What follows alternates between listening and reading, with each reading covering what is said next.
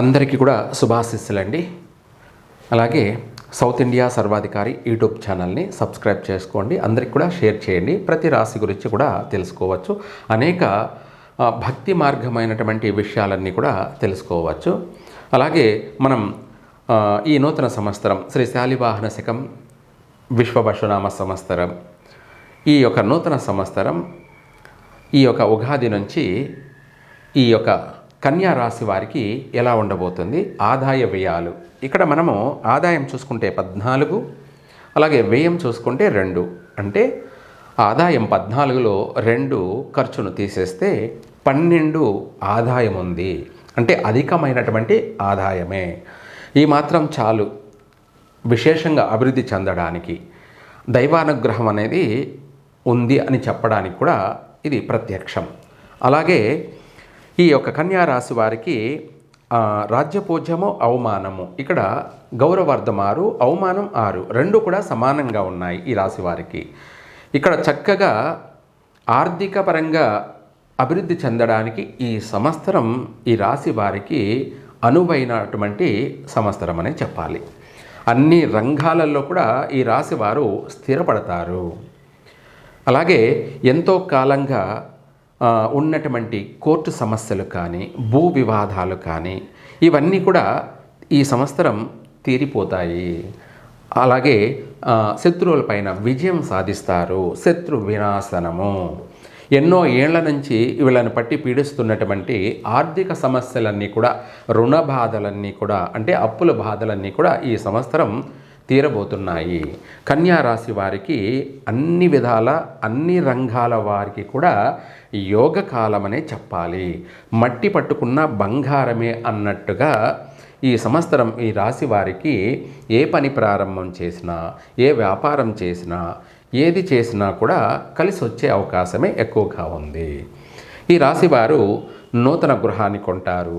స్థలాలు కొనడం కానీ, పొలాలు కొనడం కానీ, వీటితో పాటు కూడా ఈ రాశి వారు ఈ సంవత్సరం అధికంగా నూతన వ్యాపారాలు ప్రారంభం చేస్తారు.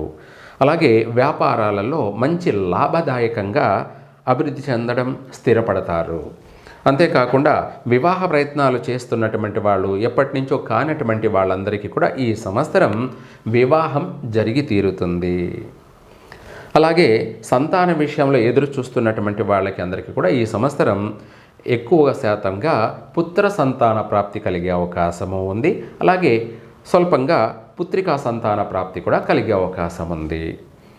ఇదే కాకుండా ఆరోగ్య విషయంలో కూడాను ఎప్పటి నుంచో దీర్ఘకాలికంగా పట్టి పీడిస్తున్నటువంటి ఆరోగ్య సమస్యలన్నీ కూడాను ఈ సంవత్సరం కొంత నయమయ్యే అవకాశం ఉంది. వాటి నుంచి బయటపడే అవకాశం కూడా ఉంది. చక్కగా పరిష్కారం చేసుకోగలుగుతారు. ఈ రాశివారు కన్యా రాశివారు ఇక్కడ ఉత్తరా నక్షత్రం, ప, పి, పు అక్షరాలు పేరున్నటువంటి వాళ్ళు ఉత్తరా నక్షత్రం, ఉత్తర పాల్గొని 3 పాదాలు కూడా కన్యా రాశి.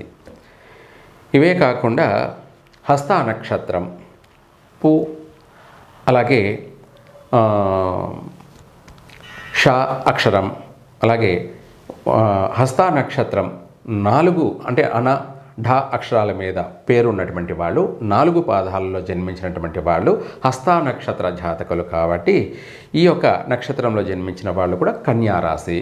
ఇదే కాకుండా చిత్తా నక్షత్రం, పే, పో అక్షరాల మీద పేరున్నటువంటి వాళ్ళు చిత్తా నక్షత్ర జాతకులు, 1వ పాదం 2వ పాదం.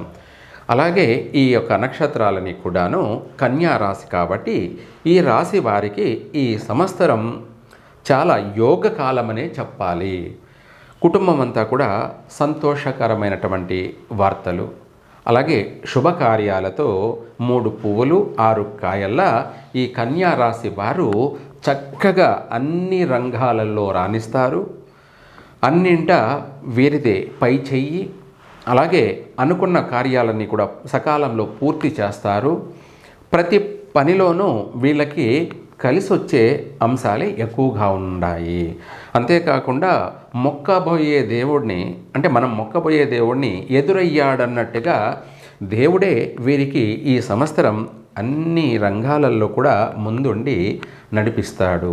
ఇంకా కూడా ఈ రాశి వారు వీలైనంత వరకు మహాగణపతిని ఆరాధించండి. ఆదివారం కానీ బుధవారం కానీ, లేదా మహాగణపతికి వీలైనంత వరకు హోమాలు జరిపించండి. లేదు హోమాలు జరిపించలేని పక్షాన విద్యార్థులు చక్కగా రాణిస్తారు కాబట్టి ఇంకా కూడా వాళ్ళు ఫస్ట్ క్లాస్లో రావడం కోసమై ఆదివారం కానీ లేదా బుధవారం కానీ మహాగణపతికి సంబంధించి గరికతో కానీ లేదంటే ఉత్తరేణి ఆకులతో కానీ స్వామివారికి అష్టోత్తరం జరిపించండి. చక్కగా మంచి విద్య అలాగే మంచి ఉద్యోగంలో కూడా స్థిరపడతారు. విశేషంగా ఈ సంవత్సరం అన్ని రంగాల వారికి కూడా కలిసి వస్తుంది. అలాగే దూరదేశ ప్రయాణం సాగించే వాళ్ళు ప్రయత్నాలు చేసుకోవచ్చు. విదేశాలకు వెళ్ళాలనుకున్న వాళ్ళు ఈ సంవత్సరం ప్రయత్నం చేసుకోవచ్చు. చక్కగా విదేశీయాన యొక్క ప్రయత్నాలు సంపూర్ణంగా నెరవేరుతాయి. అలాగే ఉద్యోగ రీత్యా కూడా అక్కడ స్థిరపడతారు. అక్కడ చక్కగా విదేశాల్లో ఉన్నటువంటి వాళ్ళు కూడా కన్యా రాశి వారు ఈ సంవత్సరం అందరూ కూడా స్థిరపడే అవకాశమే ఎక్కువగా ఉంది. సర్వే జన సుఖినో భవంతు.